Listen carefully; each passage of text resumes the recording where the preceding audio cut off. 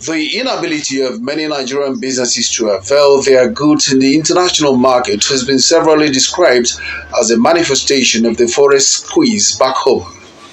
At the moment, many manufacturers are caught in that web, and given current economic indices in Nigeria and going by classic economic theories, the situation may take some time to reach a tipping point before hitting a more positive curve. Without going into export, there's nothing we can do to reduce the exchange rate, right? You can see what has been going on. The CBN today, they pump in 10 billion. Tomorrow they sell FX to bury the change, but it's not changing, because the demand will always be there. We're a country that does mainly importation, and until we begin to export more than we import, we will always have this huge demand for the dollar. Exports have been described as the lifeblood of business, a sure way of recouping capital, whether you are an individual or even government. But all hopes are not lost. In Lagos this past week, stakeholders converged to look at ways that businesses can export and sell their goods. How does it work? We've spent the last 2 days showing them the whole process they need to go into export, from preparing their products for the export market, getting it ready for their destination country. We've shown them how to ship, and we've shown them the most important part, which is how to find buyers for you to go into export. If that explanation does not suffice, then there could really be a problem. Look around you and consider the options available. Where can help come from?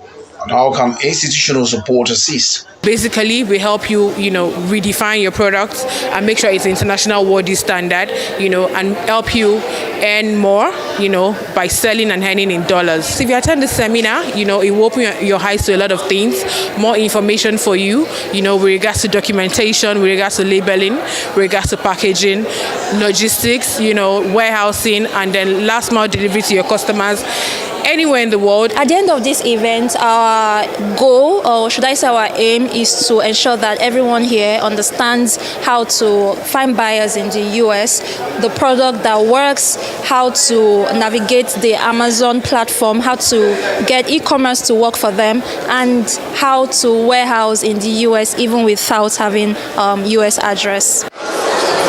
The 2024 Export to Wealth Forum has come and gone. But for those who want to make hay while the sun shines, the ideas shared at this forum will continue to resonate.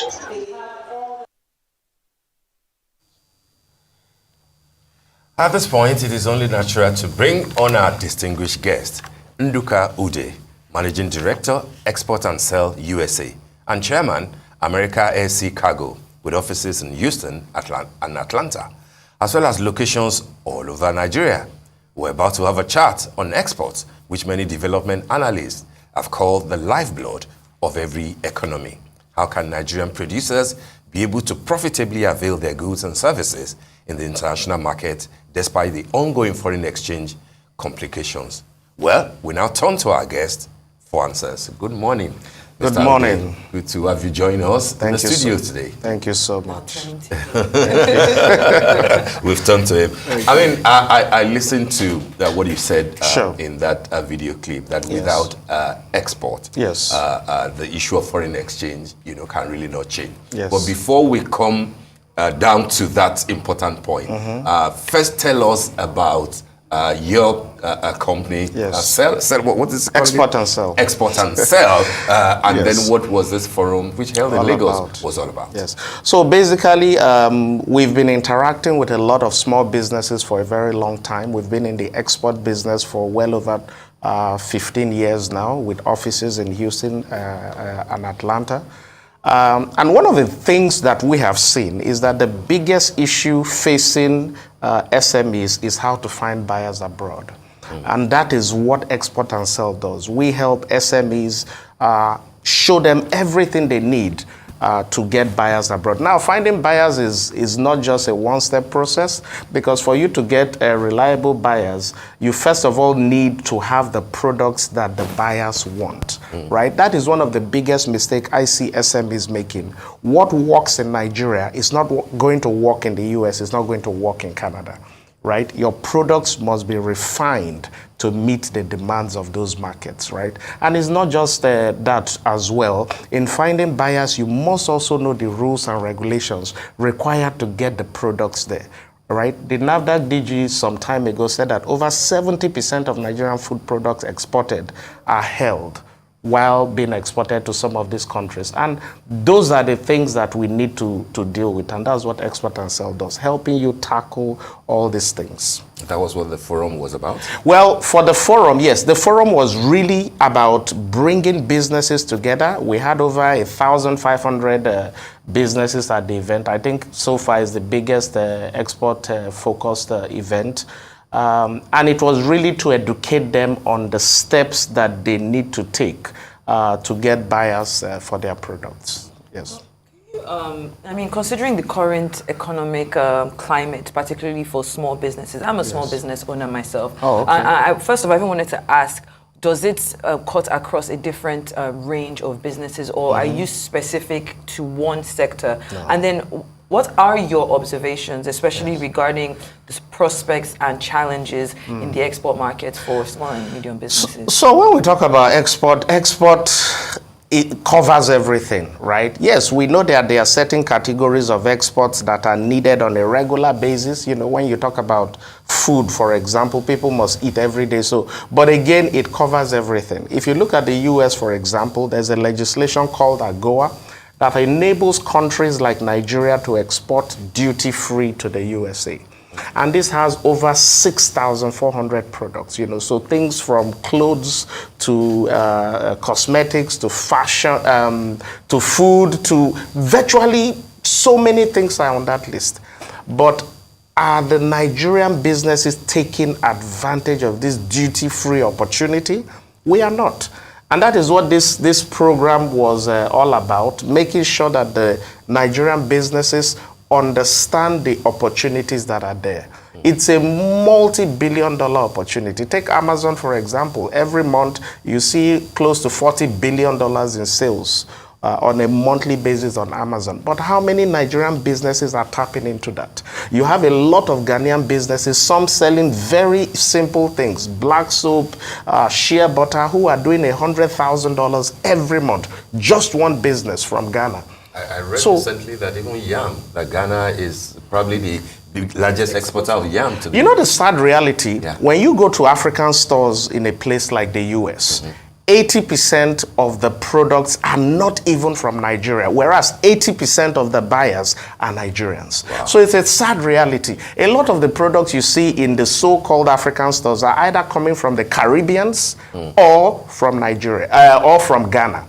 And why is this happening? It's because our SMEs do not know the right process to get their products there, to get their products ready for the market that is going into.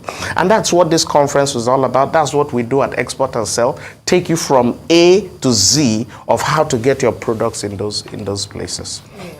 And so can you talk to us more about the types of SMEs and the types of businesses that would be able to tap into, for example, the duty-free? Yes. You know, in America, you know, in Europe, they have regulations, especially when it comes to food, that might be a bit more stringent than in other markets. Yes. And at the end of the day, because if you are exporting things out of Nigeria, we're also bringing back dollars. And definitely. we're bringing back foreign exchange. We're bringing out pounds or euro, which would ease the forex pressure and the situation in the country.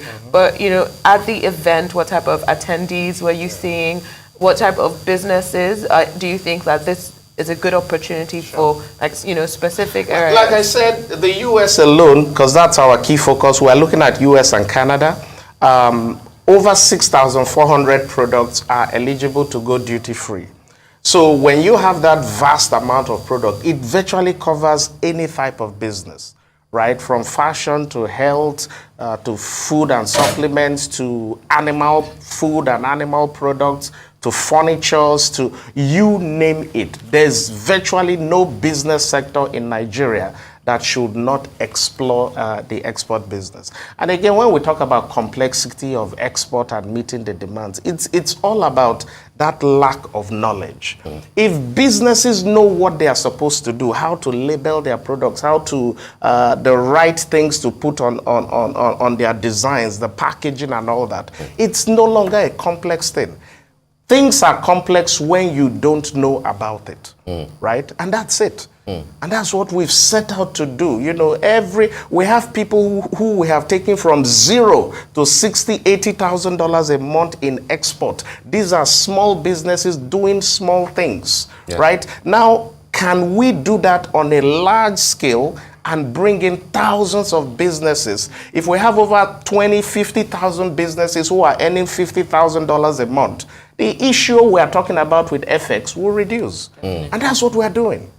All right, let me ask two questions. First is to have your thoughts on how you see small businesses in the current economy in Nigeria. But then the second part is to tie it in to what you said earlier about how 80% of Nigerians are the buyers of what is meant to be African foods and stuff.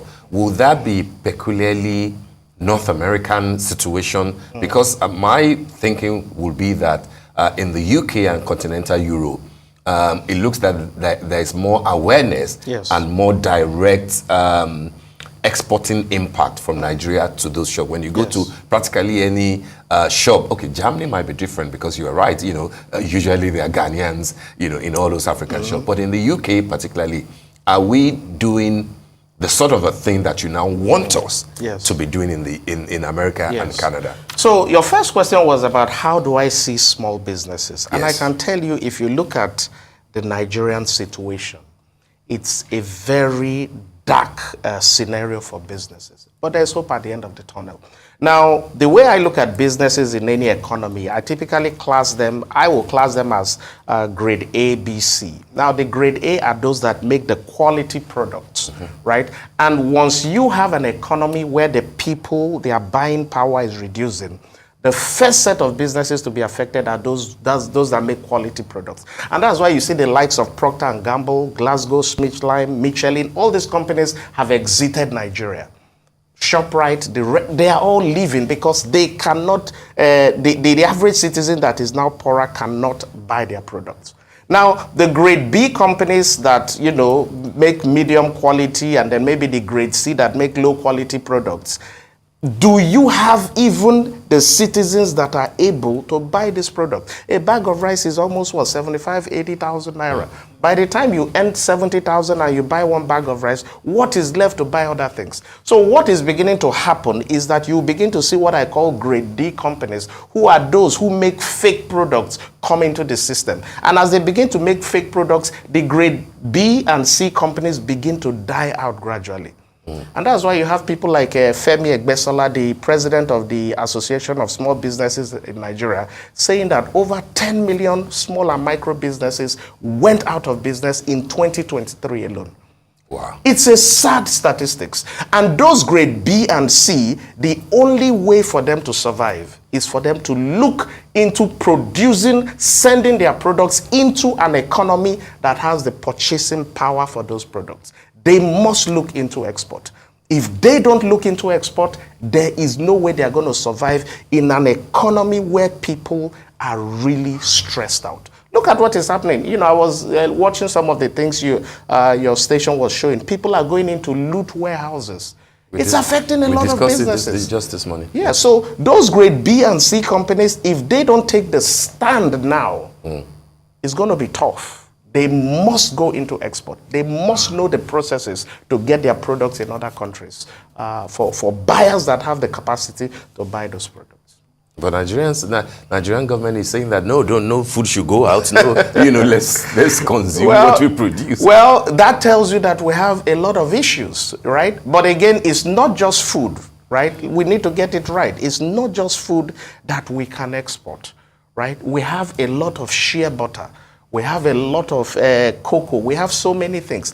The thing that we are making mistake is that we are not earning enough forex because a lot of people are just exporting the raw materials. When you add value, and that is what we focus. We focus on products that have value, that when you export it as a small business, the effects that you are going to earn will be 10 to 20 times what it is if you are exporting the raw materials. So apart from food, there is still a lot out there. And this is a call to, a lot of governments and agencies. We need to simplify the process for export. There is still a lot of issues, a lot of hindrances, and we see it a lot, that is stopping small businesses from effectively going into the export market. There is a lot that needs to be done. Honestly, Mr. Anuka, I feel like you were brought to the studio today specifically for me. Yes. Because, I mean, you've spoken about even fashion in itself. Yes. But for someone like me and people who are watching at home when we're not able to attend yes. The conference, yes. what opportunities, what resources are available yes. for us, for them, to still benefit from your insights and your expertise? Yes. So in the next couple of days, probably within the next 30 days, we're going to launch a scheme we call Project 100K. And the essence of the Project 100K is to educate about 100,000 Nigerians on the essence of export. So that is going to be online. All the details will be on our website shortly, exportandsell.com. And in May, we're going to have a similar conference for the northern region, and that will be holding in Abuja. So we're going to release the details shortly. But again, there is opportunities out there for anybody who missed this conference to be part of it. Just reach out to us, exportandsell.com. You mustn't be at the conference to learn how to export. We have a team of over 100 employees who are ready to guide any company that is ready to go into export.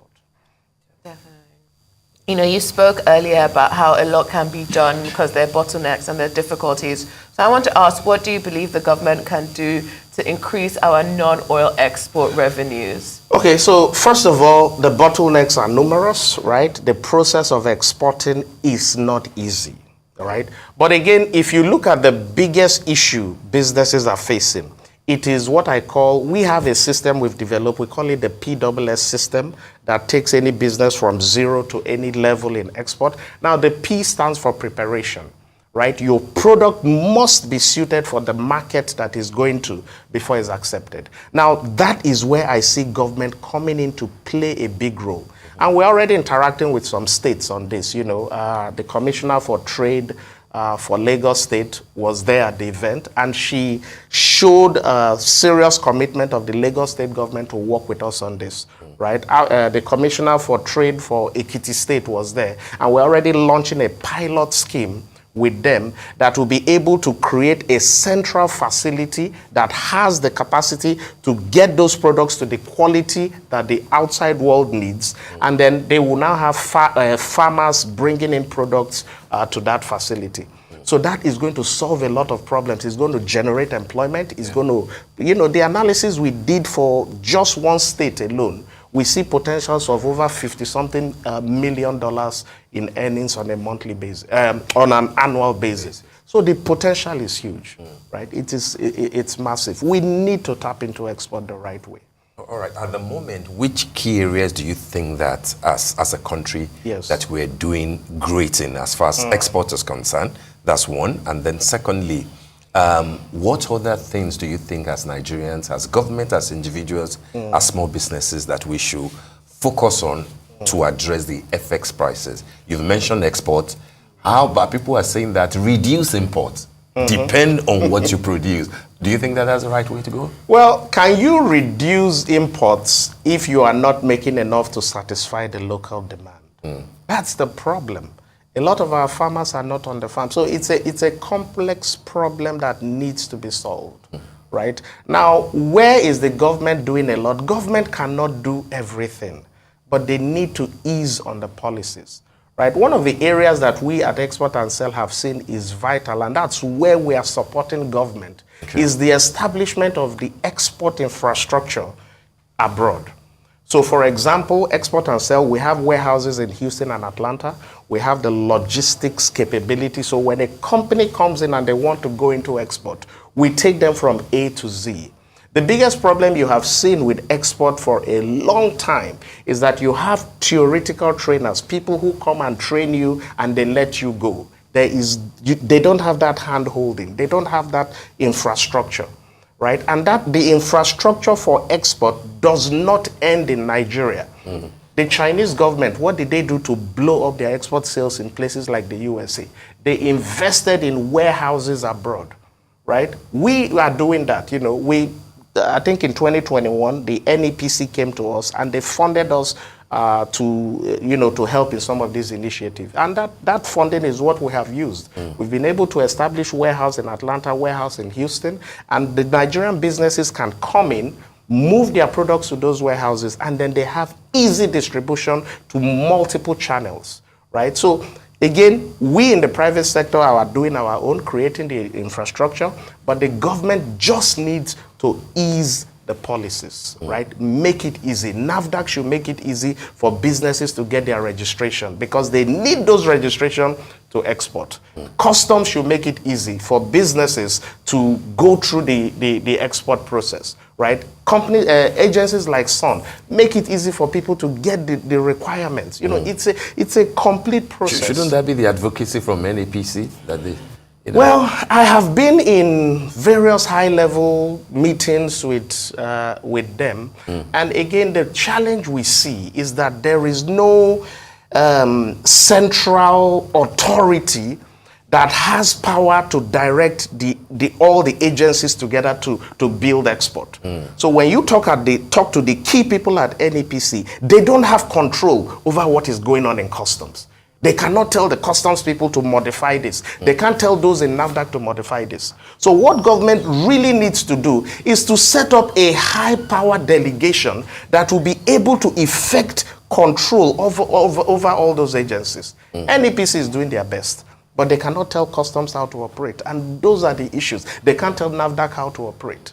They can only suggest, but are they going to listen to those suggestions? Those are some of the big issues that we're facing.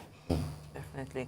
I mean, we're wrapping up soon, but you've answered the questions about, the recommendations that you would kind of put out there for us to be able to make sure that we're exporting as much as we can. Yes. And looking ahead, I would like to ask how you envision the future of Nigeria's export industry. How does Export to Sell plan to, continue to use its, this structure, information and this structure to continue to add to the growth and sustainability amidst all of these ongoing challenges? Look, if we can take one small business that sells dry fish that had zero exports, and within 4 months, that small business is doing $60,000, $80,000 a month, there is hope, right? I say it categorically because, again, the Naira is bad, is weak. It is favorable for us when your local currency is weak. Your exports become cheaper,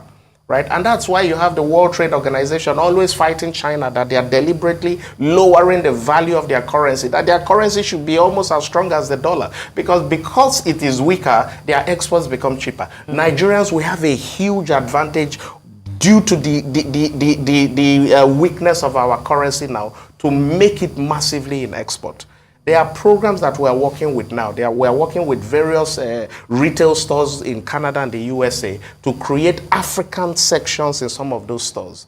And we need companies that have the capacity to meet this demand. So there is huge hope at the end of the tunnel. And I'm hoping that the state governments, the federal governments will listen to the cry of the private sector and simplify the export process. You didn't quite answer the aspect, the aspect of the first question I asked. Yes. About in which areas are we doing well now? I know that cocoa used to be, one of our top, areas, but it looks like Ghana overtook us. Sadly again, I mean. You see, when we say, are we doing well in, like cocoa you mentioned? Yes. Ivory Coast is I believe, the highest exporter of cocoa. That's correct. Ivory Coast does what? I think $1 or $2 billion every year in cocoa. That cocoa goes to the Mars and the chocolate companies, and those companies are earning $18 billion, right?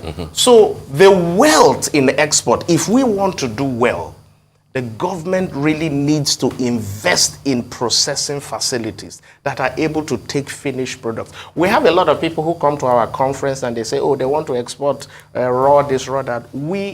Look, our focus is to help the economy by focusing on finished products. So So where are we doing exactly, well? yeah, that's where I want you to. I mean, there must be one or two things where, probably in the raw products, right? We are exporting a lot of raw products, but that cannot really help the economy. We are doing very well. Raw sesame seed, raw ginger. If you take a container load of raw ginger and you take a container load of processed and packaged ginger products, the difference that you earn between both of them can be as much as 10 or 20 to 1. So are we really doing well? We are not. There's a lot of things. Look at our economy. Look at Holland. Holland is what? Maybe 20, 25 million people. They are into agriculture. They sell processed products. You know, the sad reality of things is that a lot of the products that are being exported in some countries, you know, India does a lot of cashew export. They buy the raw cashew from Nigeria at pennies on the dollar. They repackage it, process it in India, and they sell it to Vietnam and other countries, making 10 to 20 times what we are making. Yes. Can I ask something? If we go from raw cashew to, example, a processed or a packaged cashew, then we then have to bring in the costs of that, the fact that we do not actually have light in this country. So I want to know if it would still be competitive. Would you still be able to compete with an India or a China if you're trying to package product here, if you're trying to refine it, if you're trying to, essentially what you said, step it up? Would it then still be economically viable? Would there still be a demand for it? Look, before we go into any export business, there's what we call profitability analysis. We run a profitability analysis on the product, and there is virtually no product because of the weakness of our current currency that we have seen that has not been profitable. Now, it may not be profitable if you are using air as your means of shipping, but when you bring in sea, a lot of the items that we have seen has become profitable. So if a company comes to us and say, look, we are looking into this, we don't just say, oh, just start exporting. We run a profitability analysis, determine your base minimum price, and then from there, we are able to know how much you should sell the product on Amazon, how much you should sell to retail stores, how much you should sell to African stores. And that analysis has proven to us over and over that there is huge money to be made in export. I mean, we have focused on a lot of agricultural products. I'm just curious as to if you've had any personal stories with anybody in the fashion space, because that in itself, even without the export background, we're seeing a lot of Nigerian fashion and even African fashion making its way across, across the ocean. So is that something that you also facilitate? Yes, fashion can do very well, but again, the way for us to explode our fashion business, right, there has to be more visibility on what we do, right? So government has to also step in, help to promote our fashion out there, right? And then again, one of the things you see is that the fashion that we may necessarily be pushing is not what people are looking for on a mass scale out there. So Nigerian fashion industry, they need to start looking at how to use adire to, some of our local products to make products that are needed on a mass scale. So let me give an example. Can I, as a fashion entrepreneur, take adire and convert it into shorts that they use to go to the beach wears? Because those are things that people buy in bulk. We need to take our materials and use it, convert it into products that the masses abroad are interested in buying, right? Hardly do you see people, white people who are going to be wearing, our kaftan and all that. So when you try to export that, it becomes a difficult thing to sell. And that is what we do. We've had people who come to us and they say they want to export T-shirt. By the time we do the analysis, we discover that exporting T-shirt for this company is not going to be the most profitable thing. It may be to convert that material for that T-shirt into gym shorts or some other things. So everything starts with knowing what is in demand there and making your product to suit the demand. You can't force your products on people. You have to look at what they want and modify your product to suit them. All right, as we wrap up, could you just give us one more time what those who missed the forum that you had the other time, what should they do now to take advantage of the next set of fora exactly that you have. So, like we said, this our conference is not an annual thing. We are planning to make it a quarterly thing. The next one is going to be in Abuja. We're going to be hitting the northern region. There are so many companies, so many potential. Exportandsell.com. We will announce the dates of those events. For those who are ready to kick off right away, if you are a company, just reach out to us. Go to our website, exportandsell.com, contact us. We are ready to look at what you have and start working with you. It's a very easy process. And again, like I say, governments should look at smart initiatives that will not only create effects, but will provide employment. And I'm happy that some states are already working with us on those initiatives. And I call on other state government, look, we know how to get you buyers out there. We have lots of products that are out there that companies, retailers are looking for, right? We can help to create that ecosystem. Fantastic. All right, then. This has been a very enlightening conversation. We appreciate your time and, of course, your analysis this morning on The Morning Show. Thank you so much.